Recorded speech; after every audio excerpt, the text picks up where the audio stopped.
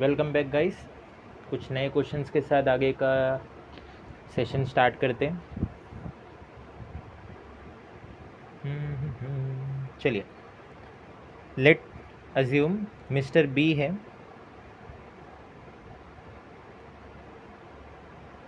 Mister B is working for some limited, let assume X Y Z limited, बराबर। तो कब previous year का income का अपने पास क्या है, उनका डिटेल है। प्रीवियस ईयर में इनकम जो मिस्टर बी का था, है ना, इधर लिख देते भाई ईयर कौन सा था, प्रीवियस ईयर 24-25 का इनकम का अपने पास क्या है, डिटेल है। सो बेसिक सैलरी कितनी थी प्रीवियस ईयर में, is around 10,000 per month. DA जो था वो था 50% ऑफ रिटायरमेंट बेनिफिट वाला रहेगा इसमें, तो ये हो जाएगा ₹8,000 पर मंथ। फिर कमीशन जो था, कमीशन था वो था 0.1% ऑफ टर्नओवर, ठीक है। और टर्नओवर कितना था, टर्नओवर था कुछ ₹50 लाख। फिर बोनस कितना प्रोवाइड हो रहा था, बोनस प्रोवाइड हो रहा था ₹40,000। ग्रेचुइटी कितना था, ₹25,000। फिर his own contribution toward recognise provident fund, अपना खुद का कंट्रीब्यूशन कितना था, ₹20,000। और एम्प्लॉयर का, ये किसका कंट्रीब्यूशन, ये एम्प्लॉय का कंट्रीब्यूशन है।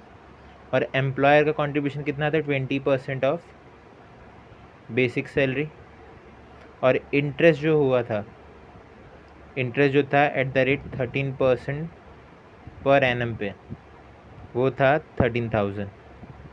ये अपने पास कुछ क्या है डेटा से, ये कुछ क्या है डेटा की भाई मिस्टर बी का प्रीवियस ईयर में ये बेसिक सैलरी है, DA, commission, total turnover, bonus, gratuity, employ है ना, employees contribution toward RPF, employers contribution toward RPF, and जो इंटरेस्ट है, इंटरेस्ट जो एक्वायर्ड हुआ है आरपीएफ में, वो कितना है, इतना। हमें क्या कैलकुलेट करना है, ग्रॉस सैलरी। क्या कैलकुलेट करना है, ग्रॉस सैलरी। सिंपल है, कंप्यूटेशन ऑफ ग्रॉस सैलरी। कौन से ईयर में, 20, 24 एंड 25। इधर हो गया पर्टिकुलर, दो कॉलम बनाएंगे, एक और ये दूसरा। स्टार्ट करते हैं बेसिक सैलरी से। बेसिक सैलरी कितना है, 10,000 इंटू 12, ये हो जाएगा 1 लाख।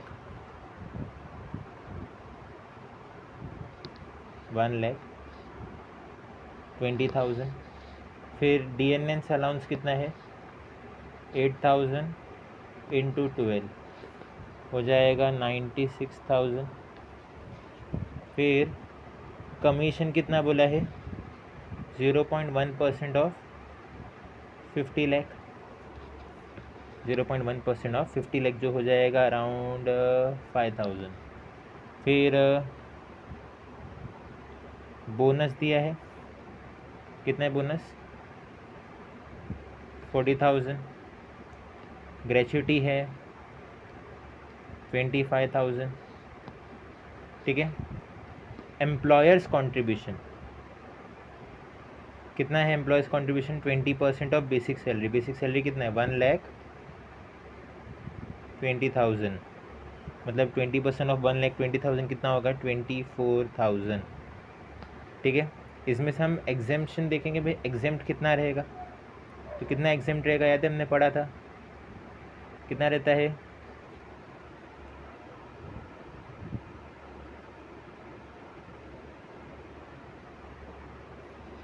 एग्जेम्प्ट कितना रहेगा, 12% था ना, एग्जेम्प्ट कितना रहेगा, 12%। ये तो 20% हो गया ना, 24,000। तो हमें इसमें से एग्जेम्पशन निकालना है, तो एग्जेम्पशन किस पे रहेगा, पूरे सैलरी पे रहेगा ना, तो माइनस एग्जेम्पशन, एग्जेम्प्ट, बराबर। तो एग्जेम्प्ट कितना आएगा, तो पूरा टोटल सैलरी कितना है, तो पहले टोटल सैलरी चेक कर लेते कि भाई कितना रहेगा। तो 1,20,000 प्लस अब ये जो DA है ये 8000 था, इसमें से 50% किस में जाएगा, अपना रिटायरमेंट में बेनिफिट में जाएगा, तो मतलब 50% ही लेना पड़ेगा 96 का। तो 96 का 50% कितना हो जाएगा, 48। ठीक है, फिर DA हो गया, कमीशन कितना है, DA हो गया तो कमीशन कितना है, कमीशन कितना है 5000, 5 DA हो गया तो कमीशन कितना है 5000, तो कितना हो जाएगा 1,73,000, कितना हो जाएगा 1,73,000। तो एग्जेम्पशन में मैं क्या लिखूँगा, 12% ऑफ 1,73,000, तो इसका 12% होगा 20,760, 20,760। तो मतलब फ्रॉम 24,000 में से अगर मैं 20,760 माइनस करता हूँ तो बचता है 3,200, इधर नहीं सॉरी 3,240, 3,240 ये बचता है अमाउंट। उसके बाद इंटरेस्ट कितना मिला, RPF पे @13% के हिसाब से इंटरेस्ट कितना था 13,000। ठीक है, इंटरेस्ट कितना था 13,000, उसमें से लेस करेंगे, यहाँ पे भी एग्जेम्पशन है, वो एग्जेम्पशन कितना है, वो है @9.5% पर एनम, तो इसका आएगा 9,500, माइनस करने में कितना बचेगा 3,500। तो अब सबको ऐड करते कि भाई 1,20,000 plus 96,000 plus 5,000 plus 40,000,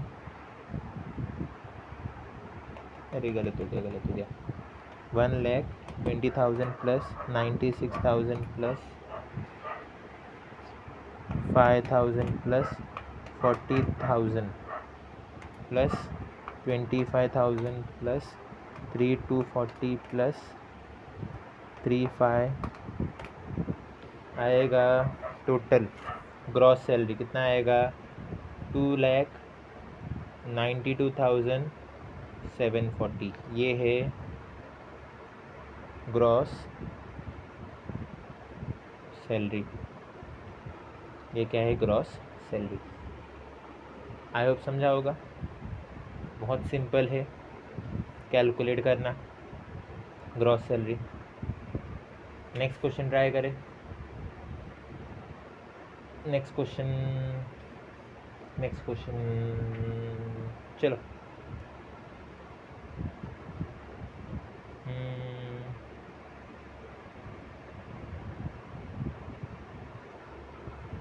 next question बोला है कि टैक्सेबल वैल्यू बताओ परक्यूजिट का जो मेडिकल फैसिलिटीज़ में अलाउ किया गया है, किसको, मिस्टर जी को। मिस्टर एक जी है, इनको इन प्रीवियस ईयर में 24-25 में कुछ मेडिकल फैसिलिटीज़ में परक्यूजिट अलाउ था। ठीक है, तो मेडिकल प्रीमियम जो paid by ensuring health of, medical premium कितना पेड किया, मेडिकल प्रीमियम जो पे किया गया वो था ₹7,000, हेल्थ इंश्योरेंस के लिए रहता है। फिर ट्रीटमेंट के लिए किसका, मिस्टर जी के, बाइस फैमिली डॉक्टर, कितना पे किया गया 5,000। फिर ट्रीटमेंट हुआ मिस्टर जी का इन गवर्नमेंट हॉस्पिटल, तो वहाँ पे कितना पे किया गया 25,000। ठीक है, फिर मिस्टर जी के ग्रैंडफादर का ट्रीटमेंट हुआ, ठीक है, तो उसमें कितना हुआ ₹12,000। फिर for treatment of his mother, mister ji की मदर जो डिपेंडेंट है, ठीक है, 68 ईयर्स है, तो मान लो डिपेंडेंट है, तो उसमें कितना गया 8,000। फिर इसके बाद treatment for mister G sister who is also dependent, तो यहाँ पे हो जाएगा 3,000, कितना हो जाएगा 3000। एक मिनट। हाँ,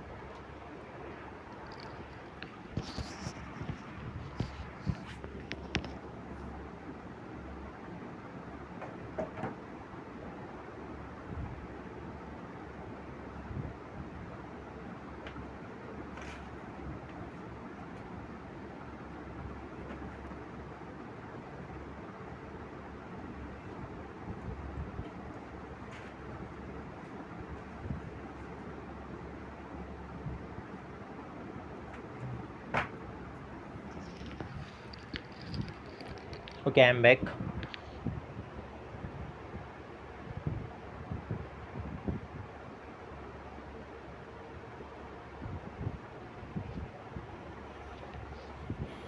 सिस्टर का हो गया 3000। फिर ट्रीटमेंट फॉर हिज ब्रदर, वो भी डिपेंडेंट है, वो कितना रहेगा 50,000 रुपीज़, 50,000। फिर फादर का treatment, he is also dependent, उसमें गया 30,000। ओके, तो देन पेशेंट्स को अब्रॉड ले जाना पड़ा, तो वहाँ पे जो एक्सपेंस लगा फॉर स्टेइंग, बराबर, और कितना जो लिमिट है एज पर दी RBI वो है 75,000। कितना है 75,000। तो हमें क्या कैलकुलेट करना है कि भाई कितना टैक्सेबल वैल्यू रहेगा, कितना टैक्सेबल वैल्यू रहेगा। सिंपल से है, कंप्यूटेशन करते हैं। 24-25 का, बराबर। तो ट्रीटमेंट पहले तो गवर्नमेंट हॉस्पिटल में जो मिस्टर जी का हुआ है ना, कितना था उसमें खर्चा लगा 50,000। फिर ट्रीटमेंट जो उनके ग्रैंडफादर का हुआ, वो इज़ ऑल्सो डिपेंडेंट, कितना हुआ उसमें 30,000। तो एक्सपेंस है ना, ट्रीटमेंट जो 30,000 एक्सपेंस लगा जो बाहर स्टे करने का ग्रैंडफादर के लिए, तो टोटल मिला के कितना खर्चा हो गया यहाँ पे 80,000। इसमें से हम क्या करेंगे, माइनस करेंगे कि भाई एग्जेम्प्ट कितना है एज पर दी RBI। तो एग्जेम्प्ट कितना है 75,000 क्या है एग्जेम्प्ट है, तो मतलब बचा कितना 5,000, बचा कितना 5,000। फिर उसमें हम क्या करेंगे, हम उसमें जो मेडिकल प्रीमियम जो पे किया गया ना, मेडिकल प्रीमियम, उसको काउंट नहीं किया जाता है। फिर उसके बाद treatment of mister G by his family doctor, वो कितना है, वो भी 5,000 आएगा। कितना आएगा, वो भी 5,000। ठीक है। फिर उसके बाद treatment of his mother 8,000। Then sister 3,000। Then grandfather का हुआ था प्राइवेट क्लिनिक में 12,000। फिर फॉर हिज ब्रदर जो इंडिपेंडेंट है 6,000। तो अब काउंट करते टोटल कितना हो जाएगा, टोटल आएगा 5,000 plus 5,000 plus 8,000 plus 3,000 plus 12,000 plus 6,000, ये हो जाएगा 39,000। तो ये हो जाएगा टैक्सेबल वैल्यू, ये हो जाएगा टैक्सेबल वैल्यू कि भाई इतना क्या रहेगा, टैक्सेबल रहेगा, इतना क्या रहेगा, टैक्सेबल रहेगा। So this is the taxable value on medical expenses which comes under perquisite, which comes under perquisite।